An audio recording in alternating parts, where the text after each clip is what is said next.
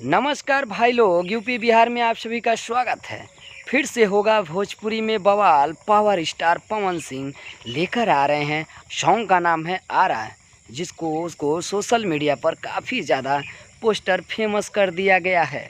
आप सभी को बता दें कि ये गाना किस पे आएगा और कितने बजे आएगा और किस चैनल पे आएगा। चलिए वीडियो को देर ना करते हैं, आप सबको बता दें कि माँ अम्मा फिल्म पर यह रिलीज होगा सुबह 6:15 पर। माँ अम्मा फिल्म्स सुबह 6:15 पर। तो आप लोग रेडी हो जाइए।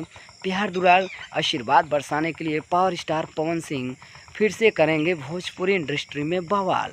तो आप लोग जुड़े रहिए यूपी बिहार के साथ और खबर देखते रहिए। कैसा लगा आपको ये जानकारी सुनकर और जानकर कमेंट में ज़रूर बताइएगा। और गाना कल सुनिएगा तो मेरे कमेंट में ज़रूर लिखिएगा गाना का अपडेट कैसा था और गाना कैसा था। आ रहा, जी हाँ, सॉन्ग का नाम है आ रहा, माँ अम्मा फिल्म्स पर लॉन्च किया जाएगा। तो आप लोग प्यार दुलार आशीर्वाद बरसाते रहिए और अपने यूपी बिहार को सब्सक्राइब करते रहिए।